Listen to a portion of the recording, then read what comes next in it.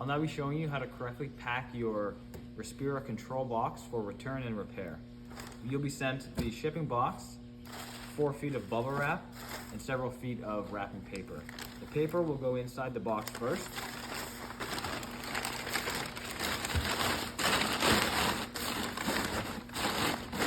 Be sure to spread it out across the bottom to make a nice cushion. Now you'll take your bubble wrap and wrap your Respira control box as such.